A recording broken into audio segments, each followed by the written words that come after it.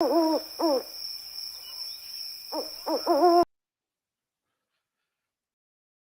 we're back with another episode of the Lakers Fast Break podcast. It's Gerald Glasford coming right back at you here from Lakers Fast Break. Pop Culture Cosmos, Inside Sports Fantasy Football, and Game Source. Truly appreciate everyone out there listening to all of our great shows. And if you can, please give us that 5-star review wherever you get your podcasts. Plus, if you could like, share, subscribe, or do whatever you can to support us right here at the Lakers Fast. We cover the latest news and trends in pop culture each and every week, twice a week, wherever you get your podcasts, plus Game Source, Inside Sports Fantasy Football. Of course, the great guys at LakersBall.com.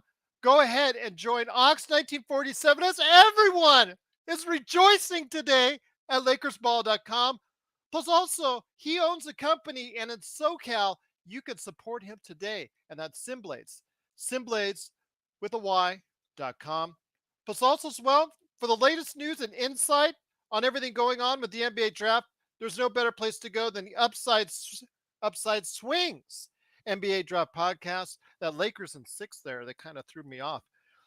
Go ahead and check out what Stone Hansen and the guys are saying on the latest NBA draft news and items right there for you at the Upside Swings NBA draft podcast.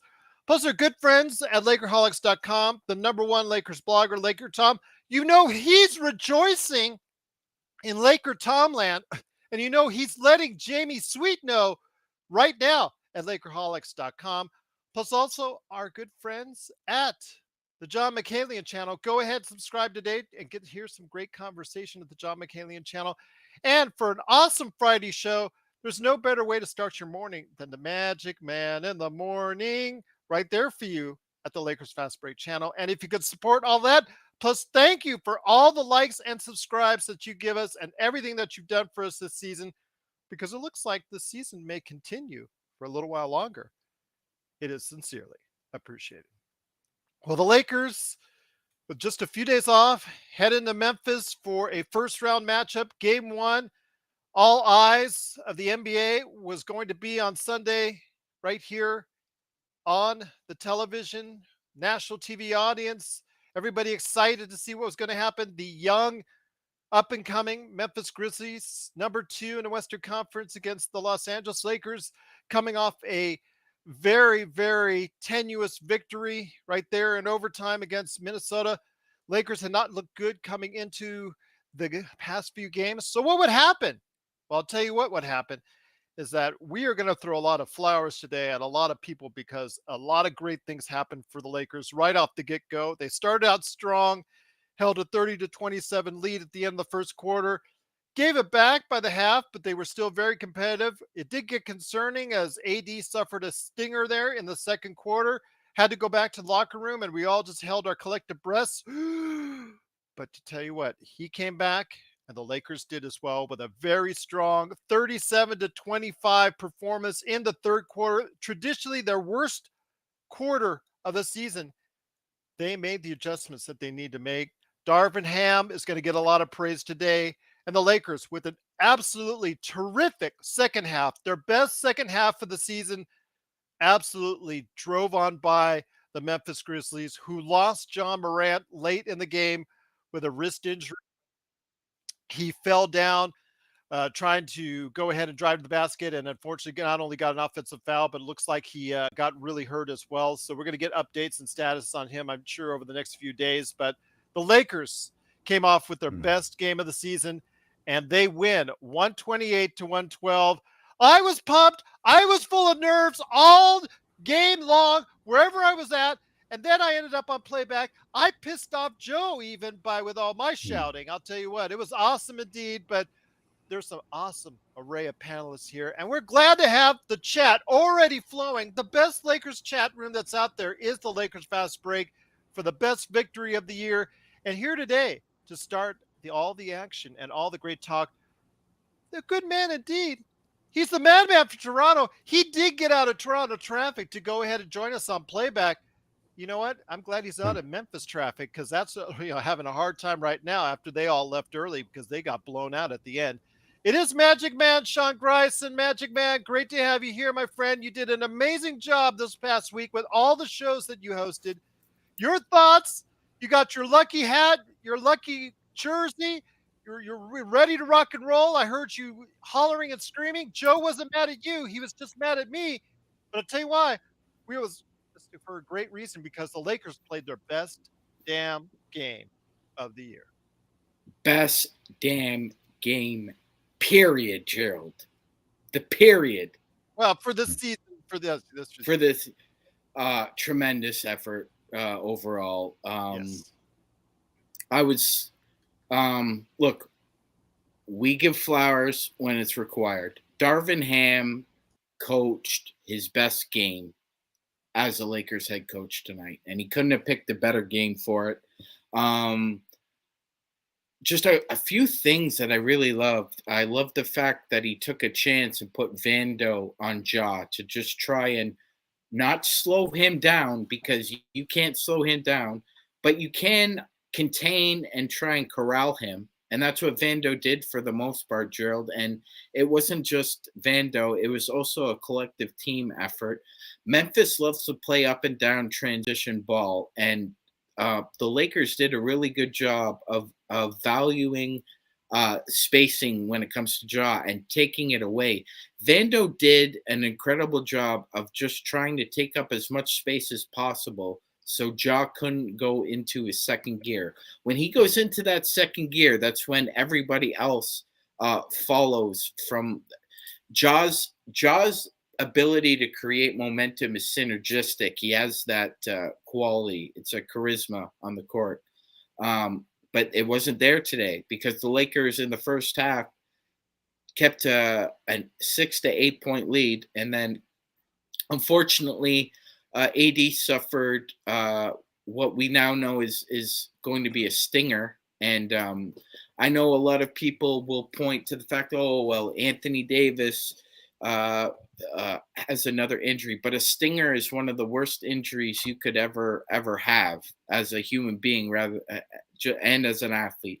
It's the worst 3 to 5 minutes of constant pain you'd ever be in. The only worst things that I've seen are a gunshot or a heart attack, because the inflammation is so bad. It feels like your whole arm, shoulder, leg is Kick on to the fire. nether regions hurts quite a bit too. Yeah, that could cause some internal bleeding, but Uh, I'll tell you what, we'll go to Toronto. We'll try it out on you and see which hurts worse, and you can let us know then. yeah, no, you don't know. Oh, I'm okay. not gonna I'm not gonna play Rochambeau with Oh, you. okay. All right. All right. Fair enough. Okay. Never All mind. right, but Gerald, again, flowers to Darvin Ham. Yes. He wins the third quarter. He outscores them by 12, Yes. and Rui decides he's going to have the quarter of his life.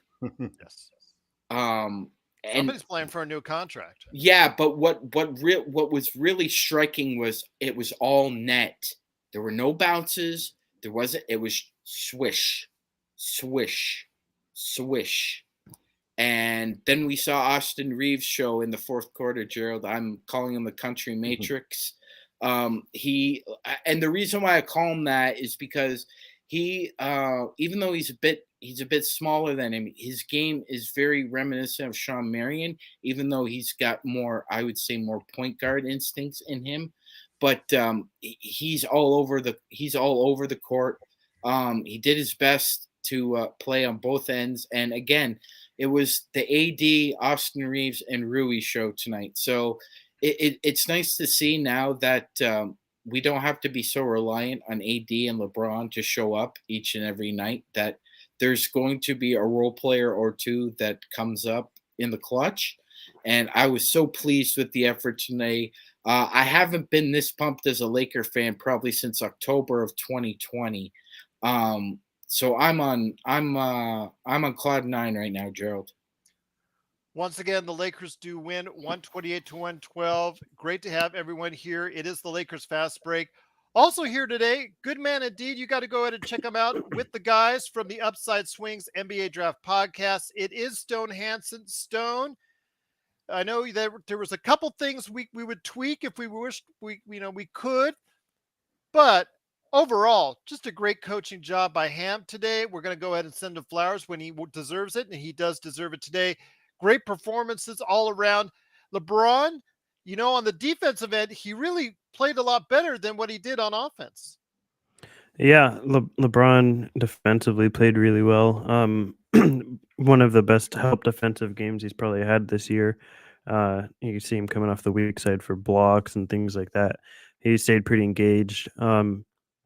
Offensively, like you said, there were some road bumps with him, but overall, we'll skim past that for today because we had such a good day.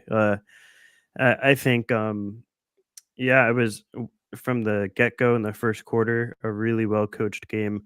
This is the first game out of 84 games where I feel like Darvin Ham was did well as a coach. I think that he had a good coaching game, and I won't sugarcoat that at all or hamper it by saying he should have done this or that. I think he coached a really good game, um, and I think that he really executed in the first quarter, like keeping the pace extremely high. They wanted to make sure they're getting out in front and setting the tone early with the Grizzlies, which they did. The second quarter, it fell apart a little bit, but then in third and the fourth, the Lakers, made sure to execute the game plan well. We actually ran offensive schemes. We saw a horn set. We saw uh, multiple pick and rolls against like the proper personnel. This was a really well executed game by both the players and the coach, and everything.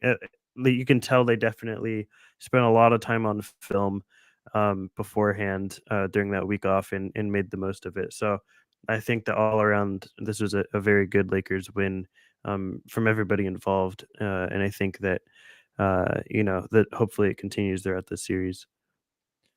Once again, the Lakers do win 128 to 112. They take game one of the first round of the playoffs against the Memphis Grizzlies.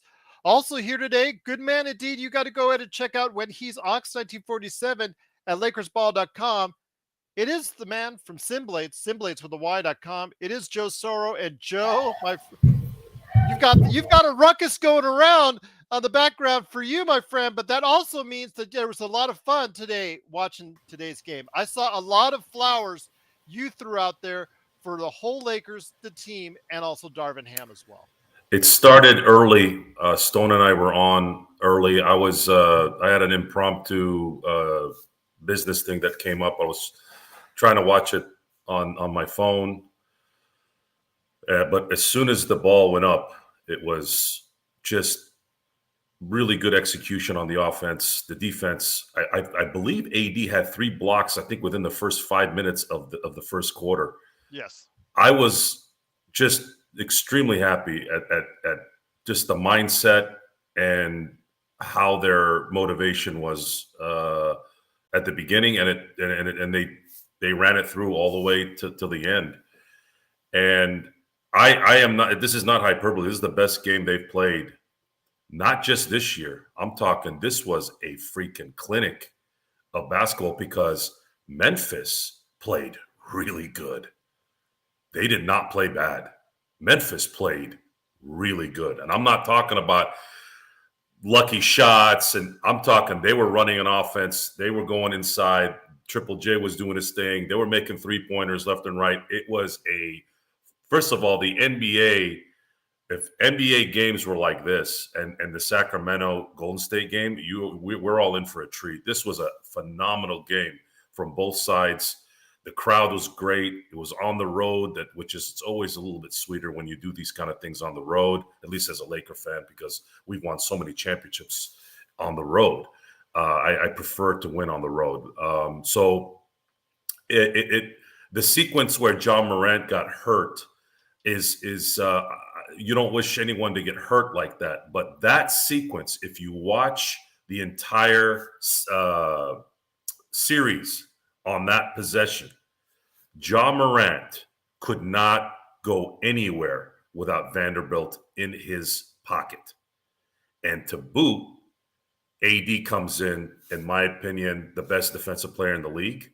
And then you have Vandy, who's didn't have the numbers, didn't need them, but played amazing all game. And Darvin Ham, thank you for listening to us from a few days ago and telling and listening and us telling you, please put the Vandalorian on John Morant and just let that be what it needs to be. And not only did AD get the offensive foul on his side, but even after the play, Vandy blocked the shot, and then obviously he got hurt. It was a sequence of what I like to use in terms of the analogy of you called the perfect defense, you sacked the quarterback, and you took him out. And that's what they did. They took him out, and it was over after that. It was done. And I love physical basketball. I don't know if I necessarily miss the 90s basketball in terms of the 79, 78 games. However, I do miss a little bit of that with the skill set that they have on offense, and that's what we saw tonight. The Lakers were – I'm proud. I was very proud. I was just proud. That the only word I could think of was I was so proud of them and how they played from beginning to end. I know that you can't expect perfection like this. I mean, it was near perfection. And I know that we have a lot of people on our panel today, so I'm going to kind of keep it short here so Tom can talk. I will discuss my next subject about guys like Rui, D'Angelo, and obviously the new name for Austin, which is the what is it? The country matrix. Now, there's a really cool picture that I'm gonna. I don't know if I can send it to you, Gerald. You can post it somewhere. Of course, it is officially the white mamba picture, and I'll send that to you to the email for all you guys. But I'm just congratulations to the entire team. You guys played absolutely brilliant, and I highly enjoyed the game. Once again, it's the Lakers winning 128-112. Tremendous effort by everyone involved. Want to go ahead and run down the numbers before I get LakerTom in here. Anthony Davis, 10 of 17, 22 points, plus 27, 7 block shots, and 12 rebounds. LeBron James, 21 points, 5 turnovers, 5 assists, 3 block shots, and 11 rebounds. 8 of 16 for LeBron, 3 of 8 from behind the 3, 10 of 17 for AD.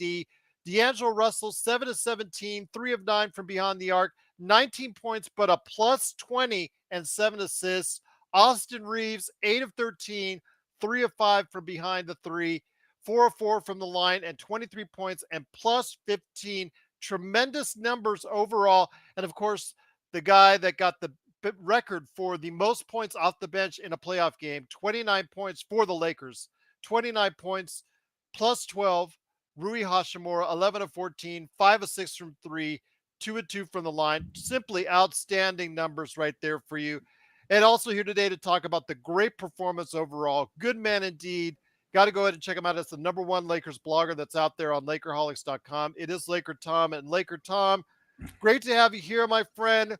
You had confidence in this team that they could pull this off right from the get-go. So I'm going to give you flowers. We're throwing flowers all over the place because the Lakers did not end the season as well as we had hoped. But, exactly. They took the 4 days off they needed, and they came back stronger and better than ever. This was one of those games that you'll always remember. As I was starting to watch the game, I was just really nervous, more nervous than I used to be just like this before every single Lakers game, and I almost became impossible to live with. I was a bundle of nerves too, Tom. If you win, the day is great, but if you lose, man, the drain is circling fast. But the way that the Lakers responded in this game, you had to love the fact that they didn't have any turnovers in the entire first quarter. They came out, they executed, they played well. And AD blocking shots. I mean, he had 7 blocks and 3 steals. LeBron had 3 blocks and 2 steals. It was just a perfect game because of how we played. You keep saying during the year, we keep saying this team is exactly what it is. Well, the truth is this team is what it is. They never give up. They're in every game. They don't get separated out by 20 and 30 points. They really fight. And they got guys who aren't afraid to take the shots, even if it's not LeBron James and Anthony Davis. D'Lo was willing to take that shot. Reaves showed you tonight that he's willing to take that shot. When you got two stars below your two superstars like that, what did we do with Austin Reaves? I mean, Hillbilly Kobe may not have been a bad description for the guy. He's impressing me more every game. Did you see him take over the game at the end there? I mean, see that behind the back pass to Rui. yeah, I know, but wait, they came down and they gave the ball to Reaves and everybody else moved out of the way. I mean, this was like, yeah, No, okay. why didn't Jenkins game plan for this? Austin Reaves, the closer, you know? Why didn't Memphis give him the ball back so he could do it again? I wanted to see him do it again. I think everybody else in the arena wanted to see him do it again too. Well, they were all leaving. We held it to 25 points and 22 points in the third and fourth quarters. We shut them down at the end, and at the end it was a laughable. We turned a 5-point deficit going into the fourth into a 16-point victory. I predicted that the Lakers were going to win in 6. I'll take it. I'll tell you though that I think that it's 5 now, and I think that there's a chance that if the Lakers take tomorrow's game, it'll be a sweep. It'll be a sweep or a gentleman's sweep at this point in time, because the Lakers have shown the only thing that could derail us at this point in time would be Anthony or LeBron getting injured. Nothing else is going to stop this team at this point in time. Once again, it is the Lakers fast break. The Lakers do win 128-112. MagicMan, are you ready to go and ready to rock and roll? Because I got the next questions for you, my friend. I am. Were you just screaming outside? That's okay. You can let it out. After what Tom just said, I just knocked on some wood, so we're good. Okay. Oh, fair enough. I did want to ask you though. LeBron. People are chiding him a little bit. I know in the playback they talked about whether he was tired or unfocused, my friend. But you know what? Again, 8 of 16, did not have to do a whole lot offensively, even though he got 11 assists. 11 rebounds and 5 assists. Did get a lot of turnovers. Did seem unfocused on that end at times. But his defense, 3 block shots, did play pretty good on the perimeter, unless it was against Triple J. Triple J did have his number a little bit. But outside of that, again, LeBron didn't give you the best of games. How good is it that we get this kind of victory? And thank you for subscribing, Aaron. Appreciate you going ahead and being a part of what we do here at the Lakers Fast Break. Your thoughts on this, my friend? LeBron does not have the best of games. The team rallies around him. This is exactly what he was hoping for when they made all these trades at the deadline.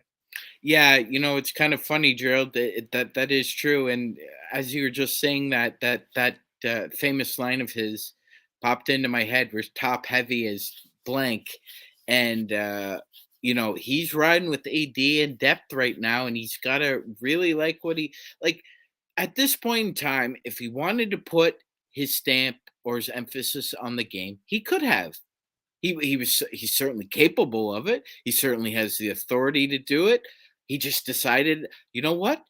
Why do I have to give 100% effort when I'm given 80% and everybody else is killing it for me, and we're still in this game? I think it's about conservation for him at this point too, Gerald. Here's the thing, right? We talked about this the other day.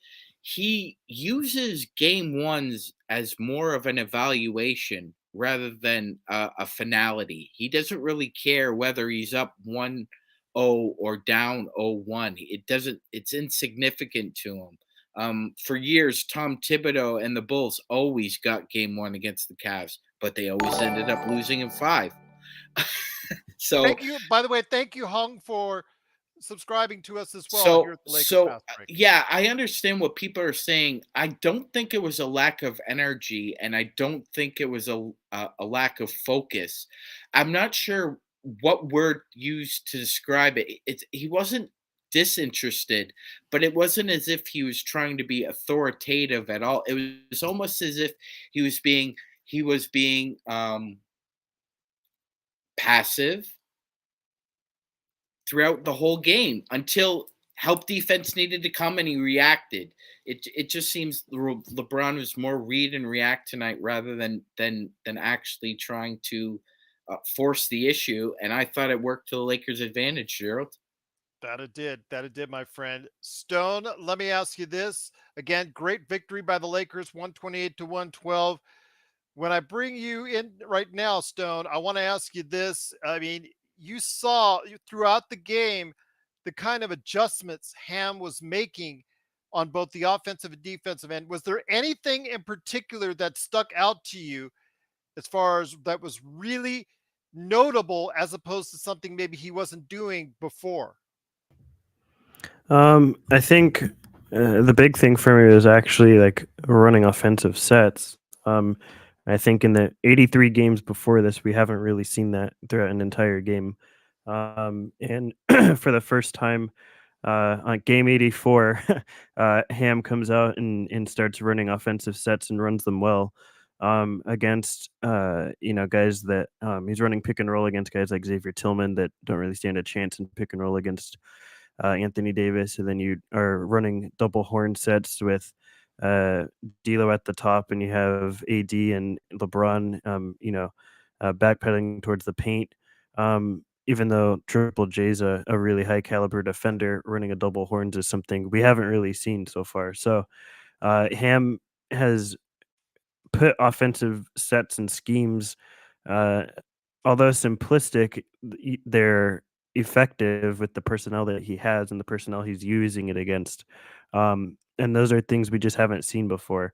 For the first time, we saw LeBron and D'Lo pick and roll. Usually, you don't see what I guess we would, in this case, describe LeBron as the big, but in general, you can perceive it as like a double guard pick and roll, which is becoming more popular in the NBA, where you have two shooters and two passers inside that pick and roll.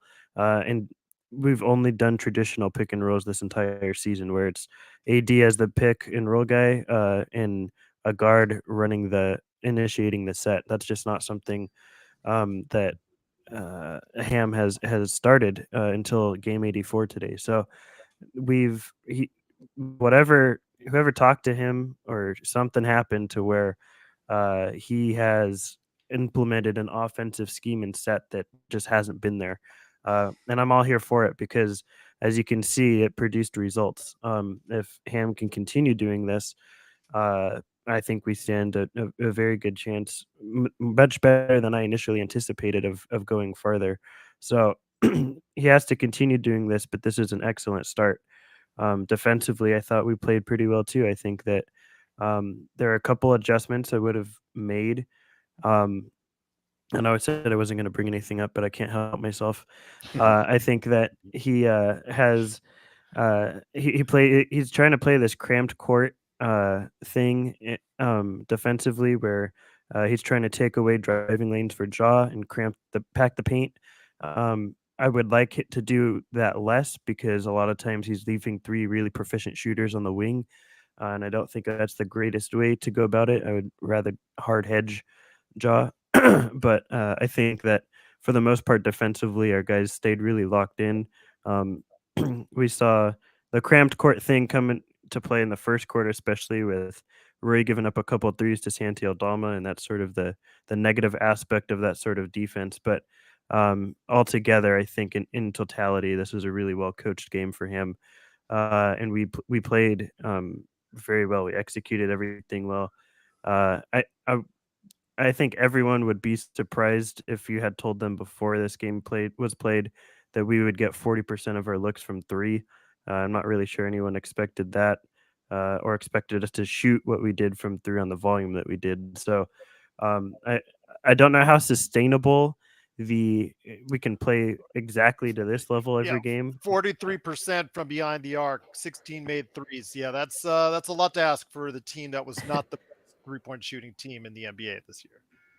Yeah, I don't think that we should. I think it's unfair to expect this sort of performance every single game, but I think it is fair to put the ask on Ham to continue to coach the way he has, because I do think ultimately that was the biggest difference maker in this game and what resulted in the win in the fashion that we won. So I think that these should continue. Yeah, I really quick to address the comment from Zingerstein. That is exactly what it is. It's to stop dribble penetration, especially when Jaw is out there. I don't understand why they're doing that once Tyus Jones was out there and Jaw went to the bench. I think that was a missed opportunity for them to preferably, stick on man on the three. But yeah, I'm too into my coaching bag right now, so I'll give it off to somebody else. Don't get him started. Don't get him started. Joe, So- though. Wait, go ahead, Sean. Okay. Yeah, sir. I'll be real. I'll be real quick. Please. Taylor Okay. Jenkins just said that the X-rays on John Morant were negative, and he'll be reevaluated in 2 days. And he also said that Rui Hachimura's threes were less about the game plan and more about how the Lakers figured out how to move the ball and got their defense shifting. Again, such great techniques. Thank you, Sean, for those updates. Just great as far as back and forth, the way that they go ahead and made the changes on the fly like that. Also, again, Joe, wanted to get you back in on this, my friend. With such a great game plan, though everything fell into place virtually exactly the way the Lakers wanted to, especially in that second half, the Lakers' best second half of the year. The question now comes as far as the second game is concerned, because you've got the split. So many teams that steal the first game, they have a tendency to fall flat because they say, oh, yeah, we've got the split. We can go back home with, a split. We got the advantage already. What can the Lakers do to go ahead and repeat this kind of performance on Wednesday? Well, looking at it from a statistical standpoint, they shot over 53%. They hit 43% from three and only missed 2 free throws out of 16. And then you had Anthony Davis just essentially set the tone at the beginning of the game by just telling everybody, you ain't going to score. And by the way, he had 7 blocks. I think he had like 5 jackups. I call them jackups. Like people that just get jacked up by him being there, right? When you have that kind of presence, it's just difficult to really look at the next games and go, well, if this guy's going to be there, what makes you think he's not going to continue to do that? Like, why wouldn't he do that? So AD would have to basically mail it in game 2 for them to, let's say, do a runaway in that game. If the Lakers don't have the efficiency from the 3, let's say if Rui doesn't go off, sure, you could see them, tie in the series. I'm not expecting Rui hitting, every 3. It felt like he hit every 3. I think he hit 5 of 6. But more than the 5 that went in, it was when he made them. Every single one of those threes was like that, either extending the lead or it was that, they just came back and hit a 3, and then Rui would hit a 3. And it was like, we can't catch up when it was on Memphis' side. And then finally at the end of the game, Lakers ended up just wearing them out. And that is something that is very interesting, something that I noticed even more today because we saw it last week. We saw we're seeing teams get tired in the end. There's this fallacy that we're the old team. We're not old, guys. Only LeBron is old. And LeBron played today like he was vacationing. He played great, in my opinion. It was great, other than those. He was doing some Westbrook things. I don't know why he keeps doing those, but he didn't do them as much as he did last week. But this is really encouraging that LeBron could be as effective as he was on defense and still score 20 points. But it felt like he kind of was able to rest too. He played 34 minutes, but I felt like I didn't really hear LeBron's name that much. He looked like he was just kind of there and being a decoy. That's a good thing. That's a good thing because you preserve him should you get past this round. And that's the thing here, guys. If the Lakers win this series, there is going to be a major shift in attitude in the second and third rounds. People are going to start getting worried, especially if AD does what he does. I mean, it's just 7 blocks, guys. I mean, it was everything in a game that I wanted to watch, everything. And again, Memphis played good. So to answer your question, Gerald, teams that are lower seeds that come out and steal game one, I didn't look at this as a steal game one. This wasn't some Memphis took them lightly and didn't play well. Memphis played really good. It's just that the Lakers played better. That's scary. That's scary if you're Memphis, because now you can go into game two with – do you go into game two with that attitude of, well, what do we got to lose? If the Lakers win game two, now you're like, holy crap, we're not going to – if we have to win this series, we're going to have to win it in 7 for sure at that point, and we're going to have to win 2 games in L.A., which L.A. plays pretty well at home, at least lately. It's going to be – I guess I'm trying not to think about Tuesday's game right now. I'm just very, very happy. I'm going to go back and watch the game a little bit. I did Wednesday's record it. game. Wednesday. I'm sorry, Wednesday. Time off. Sorry, More Wednesday. time off. Yeah, Even better. LakerTom started by saying earlier it was tomorrow's game, and I was like, Wednesday. And we talked about this on playback. We talked about on playback that week, almost a week, not a full week, but that extra time, boy, did that help. They this spent team. it well. They spent it well. Ooh, we've been begging for some practice time. We've been begging for some coaching. Guys, this is why we say what we say. These guys need to be coached. They coached. Darvin and his crew coached this last few days as good as you could have. It could have been anybody. It could have been a Phil Jackson coach team if I didn't know who the coach was. I would have believed it, because it was just absolutely almost flawless. I know Stone is a little bit more involved with the intricacies of the game as they go, because that's his job. But I tend to kind of look at, lapses during the game as just, either the team you're playing adjust your situation, or you just sometimes when you get a 15, 20 point lead, you just naturally take your foot off the gas. But I'm just happy. I got everything I wanted in this game. It was entertaining. Both teams played well. The crowd was doing great. The players were efficient. The players were clutch. Everybody did their job. God, I want more of this, baby. Let's do it. Let's do it indeed. It's 128-112 victory for the Los Angeles Lakers. The game 2 is on Wednesday. LakerTom, I bring it back to you, my friend. 2.5 years ago, we were talking about the Lakers heading into the playoffs after a bubble session that about 8 games where the Lakers just basically meandered through. We were lamenting that, and we were worried about how the Lakers would be heading into the playoffs. Didn't we lose the first game too, I think? No. No, he's played playing with the Wizards, Tom. No. We're talking about with the Lakers when they First game. Yeah, I think we lost the first game in 3 of the 4 playoff series. Yeah. They were only games we lost. That's great. Yeah.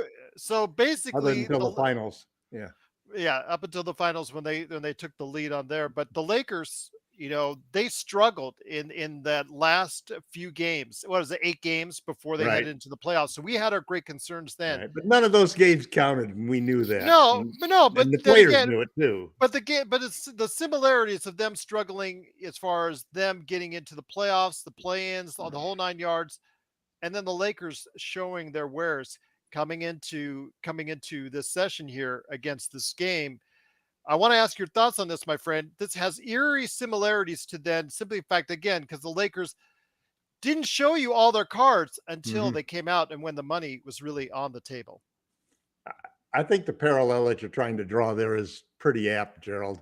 I didn't get it at first, but at that point in time, because the Lakers had sort of stumbled their way back and everybody been gone for 4 months, everybody looked at the Lakers coming out and playing the way they did as a surprise. It's like Sean said, the whole discussion changed at that point in time. And I think that what's interesting to me is I love the way this team is constructed. I mean, we have all of the pieces. We may want to upgrade some of the pieces because some of them are upgradable. There's no doubt about that. But when you look at it, there's always that question of should at some point in time Rui start? And it's getting harder and harder not to say that maybe he should. It's just the single-minded defensive speed that Vanderbilt brings to the game, I think justifies us keeping Rui as maybe the best sixth man in Well, the let game. me ask you this. Let me ask you this, Tom. Was it that game he was sat down and got a coaching, just basically the coach did not allow him to play that game as far as I'm concerned. Ever since then, he has totally changed as a player on that team. I haven't read anything that has connected those dots. I mean, I've connected myself several times, but I think the thing that they were doing is they wanted Rui to play harder on defense. And that's why he was sat down at that point in game. At least that's the things that I've heard speculated. And he came back, and since then he's just been on fire. It was funny because I was watching the warm-up videos of guys taking threes, and Rui was just nailing them before the game. And he just kept it up during the game. Sean brought up an interesting point about LeBron. LeBron really does take those first games of every series to figure out, what do I need to do for myself in this particular series against this particular opponent? What do I need to do for us to win? And when you look at the other scorers that he's got in the game now, with D'Lo and Reaves being added with a MVP level AD, LeBron is sitting back there and he's not only saying, maybe I should save some of this gas for later in the playoffs, but he's also sort of really saying, hey, they don't need me to score tonight. They don't really need me for a whole lot of assists. I guess I better play some defense. And that's the route that he took tonight. And I think he's got a luxury going into the playoffs that we're going to be able to see a LeBron James really pick and choose game by game, quarter by quarter, maybe play by play. What do I need to do to make this team win? And that's a whole different type of LeBron James than the LeBron James who's got to score 30 and dish out 10 assists and grab 10 rebounds for his team to be in it, because he doesn't have to do that with this team. And I think that that's the realization that's going to come across the rest of the league as these playoffs progress and as the Lakers go through and win. I think that they can win this series. I think they can sweep the Grizzlies. We'll see how tough the Grizzlies come back. If the Grizzlies lose the second game at home, there's their big danger now. You lose that second game at home, you can get outshot in the third and fourth games and swept. Even though you're not, the Lakers aren't 4 games better than you are, but that can happen because of just the swing. That was a very big turnaround that the Lakers did by taking the end of that game. It's interesting because Memphis has a choice. Did we lose that game because Ja got injured? Or did we lose that game because we got outplayed? Because whatever attitude they take in coming back is going to determine. And the Lakers, I saw an earlier quote from somebody about being greedy. I think that's exactly right. You don't think that they're sitting there, you don't think LeBron James and Anthony Davis both don't look at each other and think, sweep. We could take these guys in a sweep. We take them down Wednesday, bring them back home to LA, get some more rest for the next series, because it looks like the Kings may give the Warriors everything they can handle. And I'd love to be able to sit there and watch games 5, 6, and 7 of that series from LA, and then take our little bus rides over to Sacramento. That'd be a good second round series for the Lakers. Once again, the Lakers do win game 1, 128-112 over Memphis. Sean, you were waiting patiently first. I know Joe had something to say as well. I wanted to get Sean. Go to Joe. Are you busy ordering, along with Kenneth Stone, your own Rui Hachimura jersey right now? Not quite yet, but if he keeps firing threes like this, Gerald, it's an inevitability. Okay, I just wanted to make sure. Go ahead, Joe. You have thoughts, man? So you guys were talking about Rui and his coach's decision sit down in the game previously. No, Joe. That wasn't previously. He said he's been watching film steadily with Phil Handy. He credits Phil Handy with changing his whole shot selection. Yes, Phil turned him into a guard whisperer. Kawhi. He also credited LeBron James for really just enhancing his confidence in And that. do you know why that happened? Here's why that happened. When Rui got traded, he walked into the locker room and he walked up to LeBron. He said, "What do you need me to do? You want me to guard fours for you? I'll guard fours for you. You need me to be a monster on the offensive boards? I could do that too. You need me to be a physical body? I could." And LeBron trusted him. And this is what happens. This is what happens. Because Rui did say they believed in me. So even after he was sat, Gerald, like we saw the look in his eyes, right? He did. It's not like he was coming into the game, but he came out like a bat out of hell since that's happened. And that's a good point. I see Mike Trudell on Twitter was posting about Rui Hachimura, saying about how he was representing Japan, and a lot of people in Japan are waking up at 4 a.m. in the morning to watch this game. Really great for a story for Rui Hachimura and how he played so well. Joe, I mean, we got to keep this thing rolling, man. This is great to see the Lakers finally, at the time you need them to perform their best, they are doing exactly just that.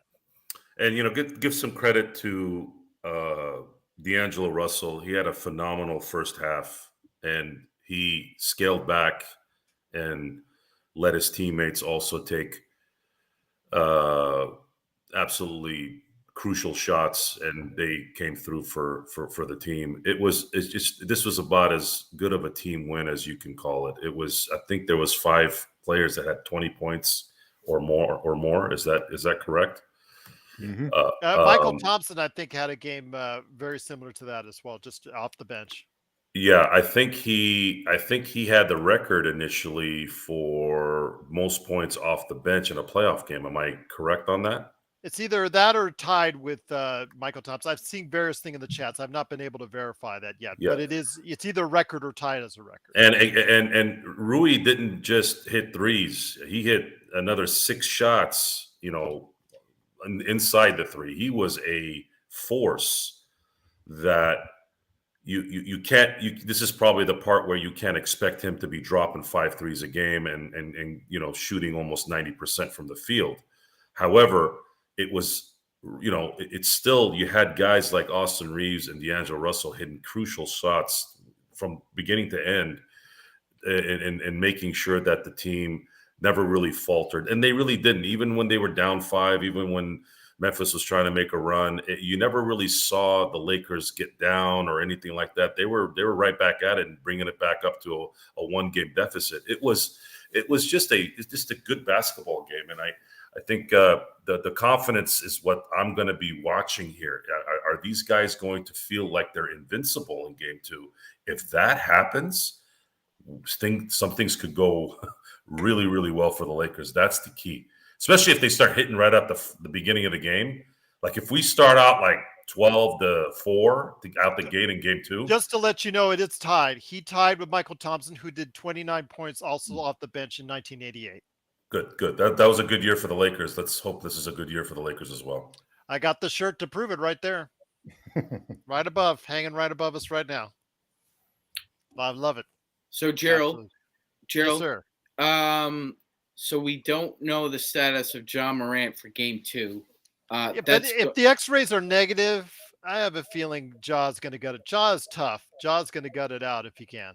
Yeah, it's just shooting. You're talking about a player though, Gerald, with an injury that he has to be thinking about in the back of his head. Yeah, but what did you say before last week about a wounded animal?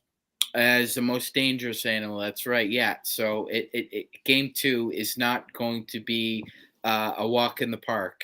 So be a Komodo dragon then, because that doesn't work when it's against a Komodo dragon. If you're hurt next to a Komodo dragon, you're finished. There is no such thing as a wounded animal being a beast, because that thing will eat you, swallow you, and cough you out.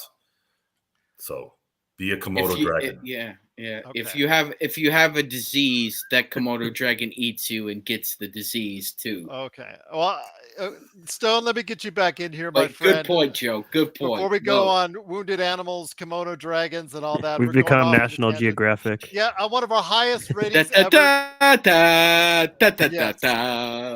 But let me get you in here. Thanks so much again for joining us. We had one of our biggest chat rooms ever right now with 86 people just coming in. Thank you so much again for supporting us here at the Lakers Fast Break. They do win 128 to 112. Stone, again, right now the focus goes in now on game 2 and what you can do to take it home and back to LA with a 2-0 lead. Because, again, I don't think the Lakers should be satisfied with just one victory here in Memphis. No, yeah, we should celebrate it, Agreed. but remain focused that there's a whole series still to play. Um, I think you obviously really want to treat this second game with utmost priority because going up 2-0, um, I, I don't remember exactly what the percentage is, but it's not very high that teams coming back from that. So uh, taking the first two it would be huge for them. I think in order to do that, one major change I would make is put Anthony Davis on Jaren Jackson Jr. and not LeBron. We saw But let me Jaren ask you Jackson this though, Jr. but Mhm. he was on Triple J a little bit on the fourth quarter, but he would always switch easily to go back and drop coverage. What would Right. you change that? But then again, it led to the 7 blocks, his drop coverage, stop the penetration. With John Morant out of the game, they're going to focus heavily on Triple J. I would agree with you. I think that AD should play a little tighter on Triple J just so that everybody else can play up on those shooters. Right, and I think that that's something that coaching will have to assess and get through to AD is if you're on Jaren Jackson to stay on Jaren Jackson, you're uh, not to stray too far from him. I think uh, if they're adjusting the defense too, there's a tendency a lot of times, and this happened today too, but obviously it worked fine for us. But to keep whatever defense is working or that is working against the starting lineup, just keep that throughout the entire game. And I think that there's different lineups that require different defensive matchups that you can mix and match throughout the game. You don't have to pick one defense and stick with it for 48 minutes. I think being able to play more drop when it's just draw out there, or stick with just Jaren Jackson if Jaw's out and sitting and Triple J is out there as their offensive guy. I think that can require different defenses. You don't have to play the same thing, no matter what. I think that you can switch things up. So uh, putting AD on Triple J would be probably my biggest change going into game 2. And then I think offensively, try and replicate what you did today. Obviously, I'm not expecting us to shoot for the same caliber that we did today, but in terms of the actual game planning and things like that, I would try and keep them the same. And Ham should have a plan B coming into this as well. Taylor Jenkins is a pretty good coach in the league, so I imagine he makes some adjustments and changes to counter what Ham did in this game. And I think that Ham should be prepared to come with counters to whatever Jenkins counters are, and have those in his back pocket as well. So those would be the things I'd be looking at headed into game 2. Once again, the Lakers do win 128 to 112. Sean, looking good according to everyone out there. They're telling you looking good. I love it. I love it, man. Flashing the Laker colors there. Before we get back to LakerTom, your thoughts, my friend, on what the Lakers need to focus on. Great analysis by Stone, but what do they need to focus on Wednesday? Like you said, regardless of whether or not he's playing or not, and think he will play, and we're referring to Jaw, I think they're gonna. He'll play. He'll I'm play, sure yeah. he'll play. I'm sure he will too. I think they're going to. I think Jenkins is gonna have to sit them down. They're gonna have to watch what went on, because if we were surprised at what we saw, they must have been just as shocked, because I mean I'm seeing the same game that Stone's watching, and Stone's seeing the same game that Taylor Jenkins is watching, and obviously everybody's kind of seeing. Well, I didn't realize Darvin Ham could pull this rabbit out of the hat as far as offensive sets and repertoires, but it looks like they're going to have to come up with an adjustment, Gerald, on how to eliminate the Lakers' ability to shift their defense, because it looked as though they were we had them skating a little bit, Yeah. especially like around the left side of the floor in the third anyway. It just looked like they were skating. I think there's going to be small adjustments there. I would, although they seem to swallow their whistle every time somebody attacked Triple J, I would still attack Triple J next game. I don't think they should differentiate from that. Keep at him, because eventually they're not going to be able to swallow the whistle, and they're going to have to call it. And I still think that you can get either AD or Country Matrix or LeBron or whomever to attack him and get him off the floor. I think if you can win the minutes Triple J is off the floor on Wednesday night, I still think we can win game 2. LakerTom, I'll get it over to you, my friend. When you see this team and how they're playing today, I'm not sure they can have the same type of efficient scoring night, because hitting 43% from 3 is a lot for any team, including the Lakers, and especially the Lakers, who, again, aren't the best three-point shooting team in the NBA. But let me ask you this. When it comes to what we see with the Lakers, what can they do to maybe offset that? Let's say they shoot around 35% in game 2. What can they do to go ahead and supplement that and still have a great performance in game 2? Well, I think the answer to that is very simply just have LeBron James and Anthony Davis have much more effective offensive games than they've had. The shots were going to other guys because other guys were hitting the shots, and there's nothing wrong with that. That's a smart thing to do. And the biggest adjustment that the opponents are going to have to do is to figure out what happens with this team when LeBron James and Anthony Davis score 30 points a game, because that's what's going to happen in the next game. They're going to make adjustments and try to take away Reaves and try to take away Hachimura and try to take away D'Lo. But all of those things then open up situations for LeBron and AD. The reason those guys got their points tonight is because the focus of the Grizzlies was obviously to stop our superstars. And so they paid a lot of attention to AD. They paid a lot of attention to LeBron. And LeBron was passive because, like Sean was saying, he was scoping out, what the heck do I have to do the rest of this series to win? And now he knows I can win one game here probably just by scoring. And AD can probably win game by scoring. But they got 3 other guys tonight who contributed an average of 25 points a game, 75 points. I mean, all of a sudden that changes the formula. We won the 3-point contest by 3 threes. We won the rebound contest by 9 rebounds.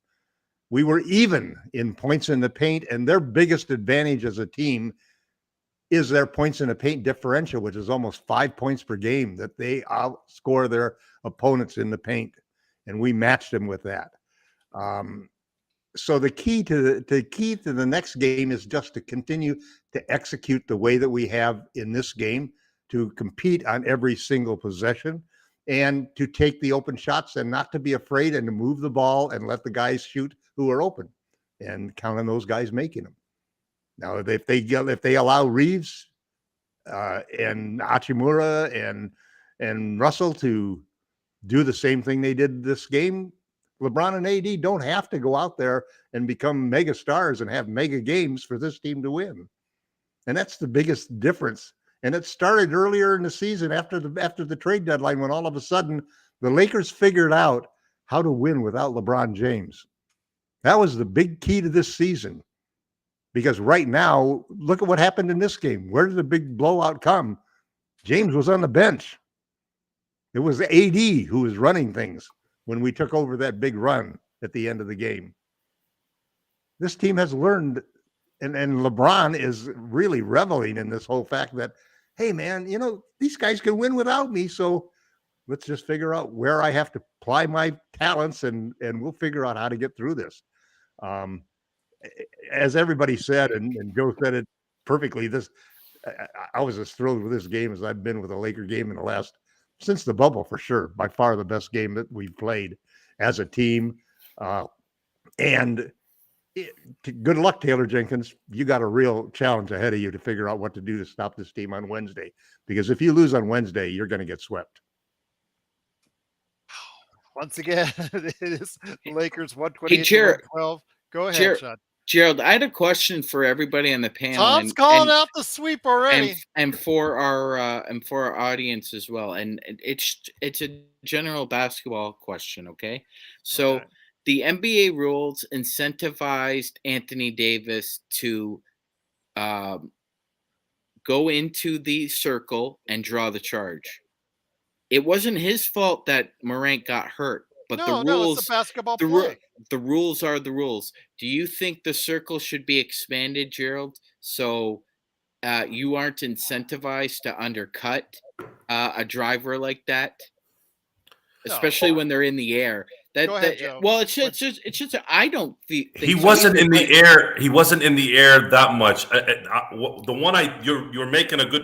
That's a great question. I don't like when the guy's been in the air for 10 minutes and then the guy goes, "Oh, let me go in here real quick." That I don't like. But that was not it. John Morant was going full steam ahead. No. But you understand what I mean. Size of the circle is what Sean's asking about. Yes, the size of it. It needs to be expanded. I don't know. I mean, right now, that play like we saw today. Like I said, I'm not in favor of it. Yeah, but that play we saw today is as perfect a play as you could see because AD went straight up, man, and there was no way Jock could get that shot off.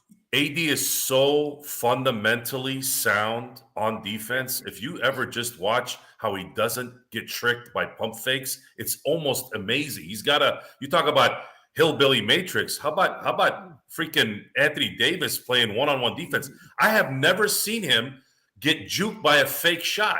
I mean, I know he has been, but I don't remember. Well, I've seen him do it for 2 3-point shots recently. His timing is phenomenal. It's probably just a hair under Hakeem Olajuwon's timing. I watched Hakeem Olajuwon play defense. I don't think I'll ever see that again. As good as Dikembe was, as good as Alonzo was, Hakeem had a gear that I'd never seen before, and AD's like a small little inch below him. As long as it's not a last-second three-pointer. Right. He won us one of those games when it mattered. G, I don't know. I know. Let's not get crazy here. I know, but back to as long as they are one of the 16 that we need in the next 2 weeks, or next 4 weeks. The only reason I bring that up is because super turbocharged athletes like Giannis and by the way, it happened to Giannis today too. The almost exact same play. These ultra athletic men enter that lane, and Gerald, the NBA rules incentivize big guys to do that. The devil's advocate is, what's wrong with expanding the circle a little bit to give them a little bit of room? So even if you take a charge or you take a hit, it's not like you're hitting a Mack truck and you break an arm or you tear something. Yeah, but now you're just saying it's the exception for the rule. You're making an exception for 2 of the most athletic players. Oh, I'm not Twitter and social media. Everything lives on Twitter and everything dies. Kill the messenger. Kill the messenger. Here's Twitter. Eat it. Yeah. Sit on it. Yeah, exactly. So once again, the Lakers do win 128-112. We've got shows lined up for you all week long. Want to let you know that right now. NBA observations, MagicMan in the morning. I think some snack packs are also coming as well. So don't be afraid to go ahead and hit that like or subscribe button to get the latest notifications on when we go live on the air. Joe, I'm going to give it last to you, my friend. Simply said, this was the best game of the year. I know we've said that a couple times already when it concerns the Milwaukee, the Minnesota game. But you know what? I think overall, you could say from the first quarter, outside of a slip-up, halfway through the second quarter, this was overall their best performance here. But I think their best second half, at least. Well, we've discussed wanting to be wrong, and I've never been so happy to be wrong. Same here. For this game. So Richard E., who's been commenting on our YouTube last few days, you win, and I'm glad you won. Agreed. Same here. This is what we want, guys. I don't know if our words travel to these guys. I don't know if we're there yet, but I do know there are others out there that might be able to travel to them that do agree with what we say. When you do well, we will commend you. When you don't do well, we will criticize you. And I believe that's how you're supposed to do it. It's not about disliking and not liking, and even the little barbs that we say about Jeannie or Rob. At the end of the day, we want Jeannie and Rob and Darvin and everyone to win because we're Lakers fans first, and we want them to win, and they can get the credit. We're not executives, we're not players.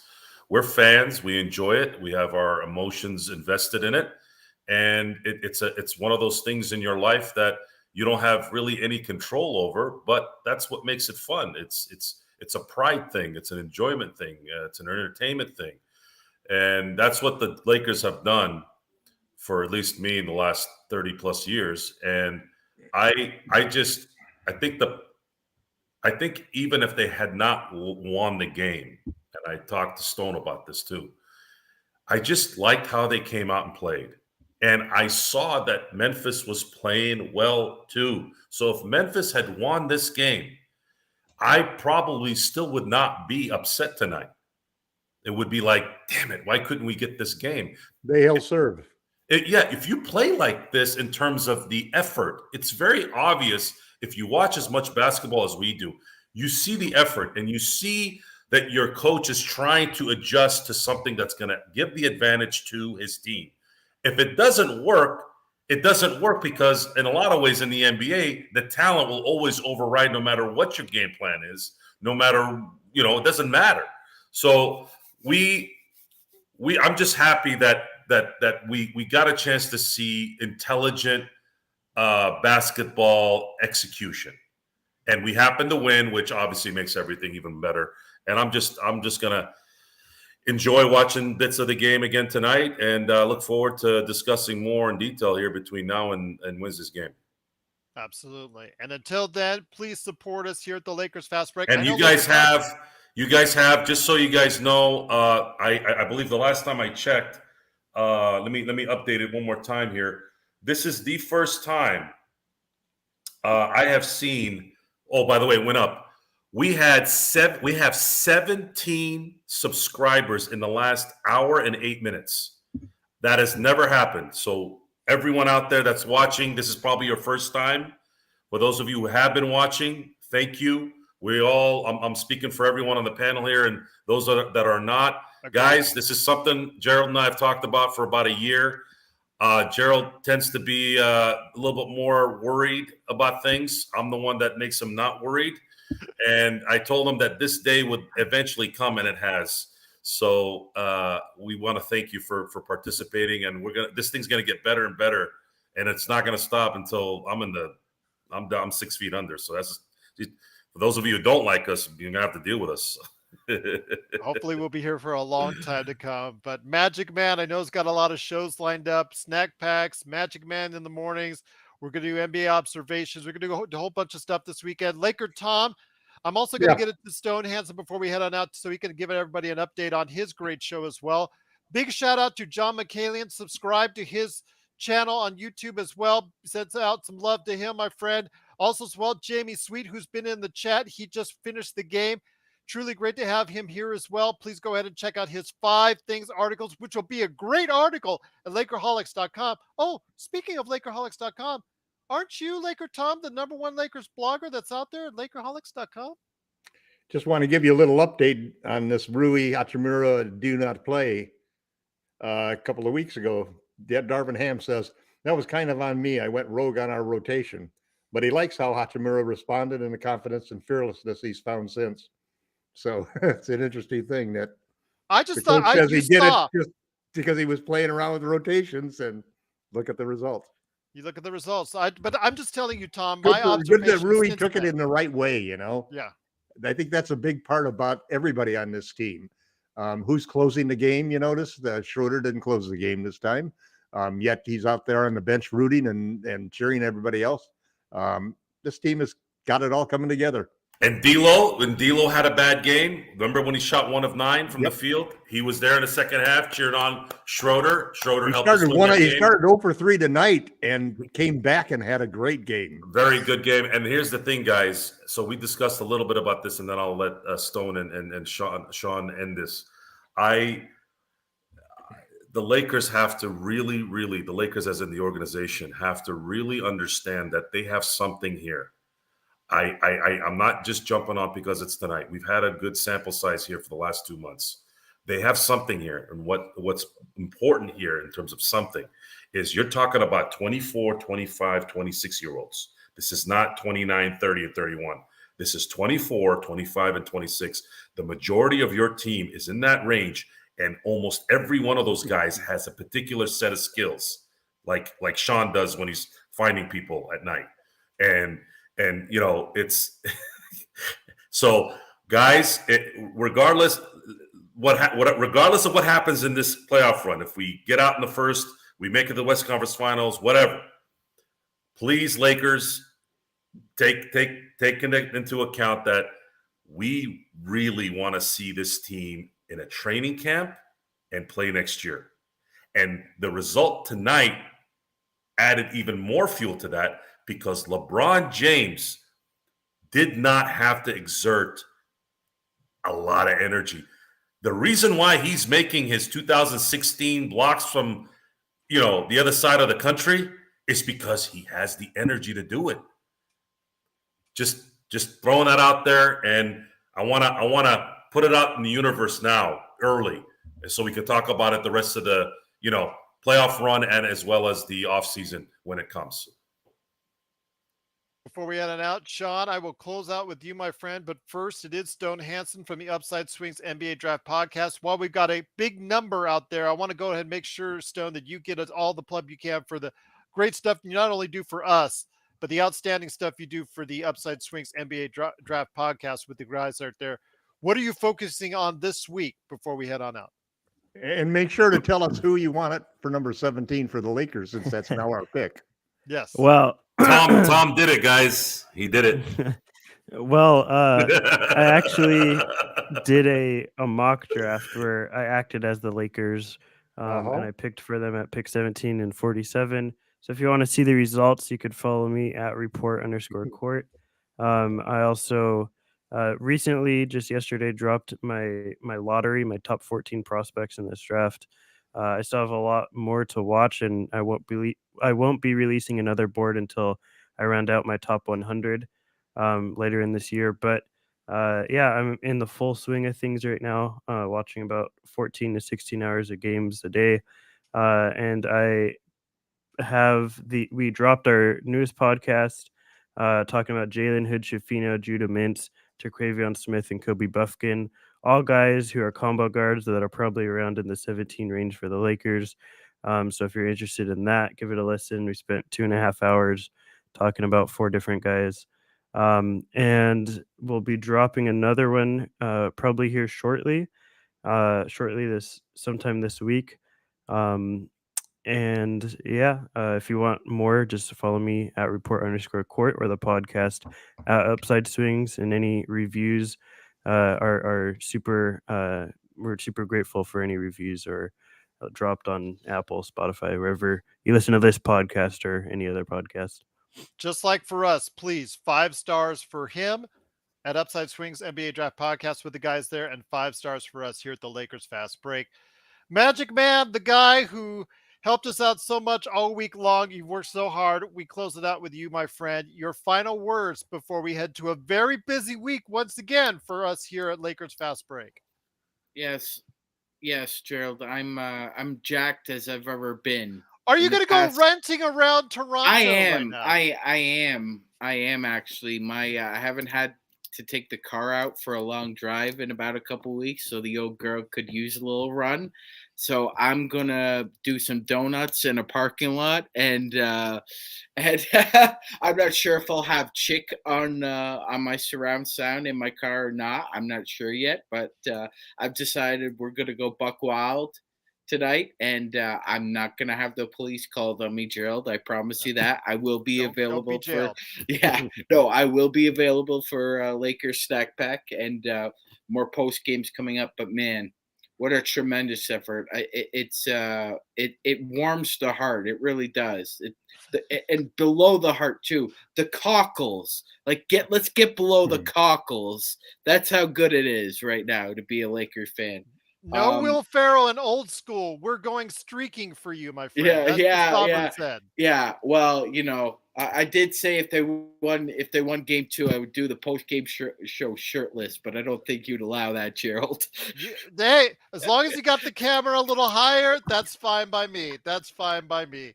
But once again, look on Joe's face when he heard that. That was like Christine likes what you're wearing, though. Yes. There you go. Oh, thank you very much. Thank you very much.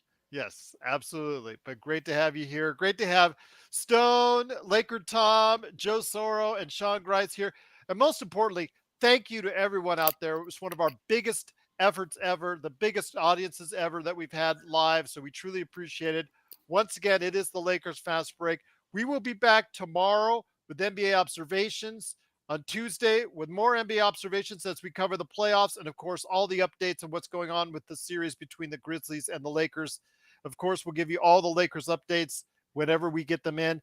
We'll add some snack packs in as well. Want to make sure we get as many panelists as we can to give them all the FaceTime that they want so they can go ahead and share their thoughts on how the Lakers are doing in the playoffs. So please stick with us throughout the NBA playoffs and throughout the playoff run for the Los Angeles Lakers and be part of everything that we do all over. Shout out to Brazil. There you go, Gustavo.